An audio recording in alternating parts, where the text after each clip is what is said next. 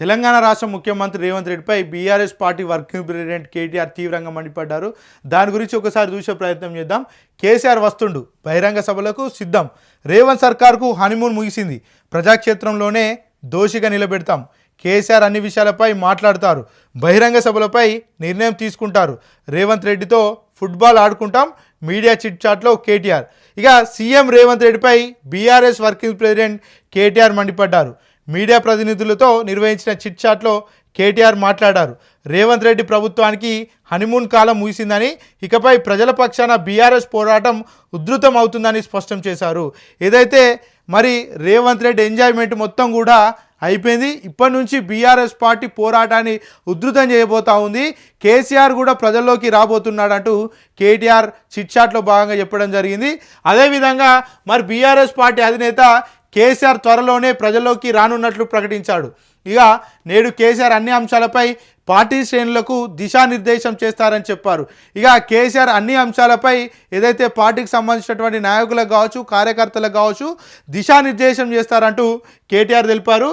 ఇక భవిష్యత్తు కార్యాచరణ, బహిరంగ సభల ద్వారా బహిరంగ సభల నిర్వహణపై కేసీఆర్ నిర్ణయం తీసుకున్నారని తెలిపారు. ఇక భవిష్యత్తు కార్యాచరణ గురించి కావచ్చు, రాబోయే రోజుల్లో పెట్టేటువంటి బహిరంగ సభల గురించి కూడా ఆల్రెడీ కేసీఆర్ నిర్ణయం తీసుకున్నారంటూ కేటీఆర్ చెప్తా ఉన్నారు. ఇక ఏదైతే లోకల్ బాడీ ఎన్నికల అనంతరం పార్టీ మెంబర్షిప్ డ్రైవ్ చేపడతామని వివరించారు. ఇక సర్పంచ్ ఎలక్షన్లు అయిపోయినాయి. రాబోయే రోజుల్లో ఎంపీటీసీ, జెడ్పీటీసీ ఎలక్షన్లు అయిపోయిన వెంటనే పార్టీకి సంబంధించినటువంటి మెంబర్షిప్ డ్రైవ్లు స్టార్ట్ చేస్తామంటూ కూడా చెప్తా ఉన్నారు. అంటే ఏదైతే మెంబర్షిప్ సంబంధించి కూడా అవన్నీ కూడా వెంటనే చేస్తామంటూ కూడా చెప్తున్నటువంటి పరిస్థితి. అదేవిధంగా తాను వర్కింగ్ ప్రెసిడెంట్గా ఫెయిల్ అయ్యానన్న విమర్శలను కేటీఆర్ కొట్టిపారేశారు. ఇక నేను ఫెయిల్ కాలేదు. రేవంత్ రెడ్డి పీసీసీ అధ్యక్షుడు అయ్యాక జరిగిన 7 ఉప ఎన్నికల్లో కాంగ్రెస్ పార్టీ ఓడిపోయింది. చివరికి తన సొంత పార్లమెంట్ స్థానాన్ని కూడా గెలిపించుకోలేకపోయారు. నేనేకు ఐరన్ లెగ్ కాదు, రేవంత్ రెడ్డి, రాహుల్ గాంధీలు ఐరన్ లెగ్ అంటూ ఎద్దేవా చేశారు.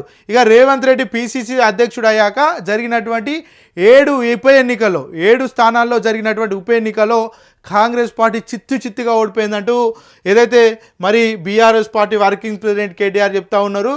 ఇక చివరికి రేవంత్ రెడ్డికి సంబంధించినటువంటి పార్లమెంటు నియోజకవర్గంలోనే కాంగ్రెస్ పార్టీ ఓడిపోయిందంటూ కూడా చెప్తా ఉన్నారు. నేను రేవంత్ రెడ్డి లాగానో, రాహుల్ గాంధీ లాగానో ఐరన్ లెగ్ కాదు, నేను కూడా తెలంగాణ పార్టీ అంటే తెలంగాణ కోసం, తెలంగాణ రాష్ట్రం కోసం ఏదైతే ఉద్యమం చేసిన అంటూ కూడా మరి కేటీఆర్ చెప్తున్నటువంటి పరిస్థితి కనబడతా ఉంది. సీఎం రేవంత్ రెడ్డికి బీజేపీ నేతలకు మధ్య ఉన్న సంబంధాలపై కేటీఆర్ సంచలన ఆరోపణలు చేశారు. ఢిల్లీలో రేవంత్ రెడ్డి నివాసాన్ని రిమోడల్ చేయించింది ఒక బీజేపీ ఎంపీ అని పేర్కొన్నారు.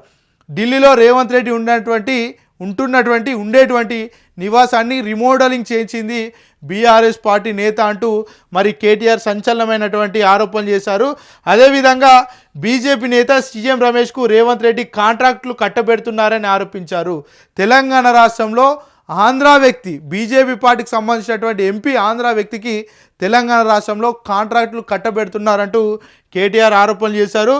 అదేవిధంగా ఢిల్లీలో రేవంత్ విందులు వినోదాలు ఎవరి ఇళ్లలో జరుగుతున్నాయో తమకు పూర్తి సమాచారం ఉందన్నారు.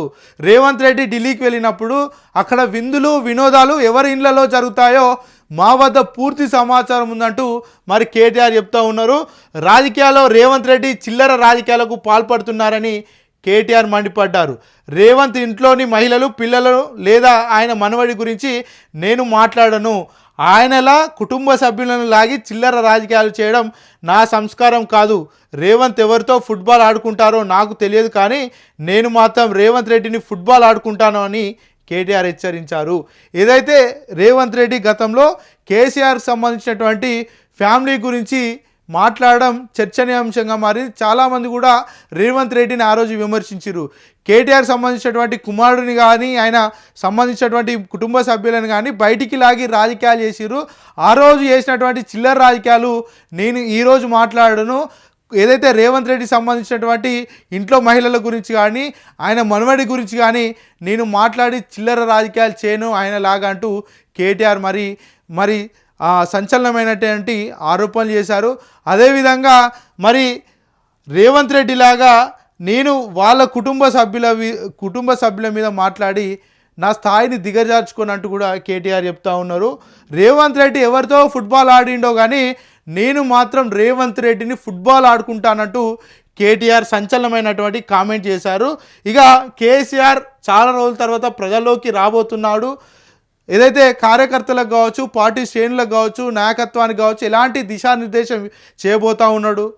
ఈ సమస్యల మీద తెలంగాణ రాష్ట్రంలో సంపన్న వర్గాలు ప్రభుత్వంతో మరి ఇబ్బందులు పడుతూ ఉన్నారు. వాళ్ళందరి పక్షాన కేసీఆర్ త్వరలో మాట్లాడబోతున్నారంటూ కూడా యావత్ తెలంగాణ రాష్ట్రం కూడా వేచి చూస్తూ ఉంది. ఇక కేసీఆర్ చాలా రోజుల తర్వాత బయటికి వచ్చి మళ్ళీ తెలంగాణ రాష్ట్ర గొంతుగా మారేటువంటి పరిస్థితులు కనబడతా ఉన్నాయి. ప్రభుత్వం కూడా కాస్త భయపడుతుందన్నటువంటి మరి సూచికలు కూడా బయటికి తెలుస్తూ ఉంది. సో కేసీఆర్ బయటికి రావడం, ప్రజల పక్షాన పోరాటం చేయడం కూడా మరి తెలంగాణ రాష్ట్రంలో ఉన్నటువంటి యావత్ అన్ని వర్గాలు కూడా మరి కాస్త సంతోషపడుతున్నటువంటి పరిస్థితులే మనకు చాలా స్పష్టంగా కనబడతా ఉన్నాయి.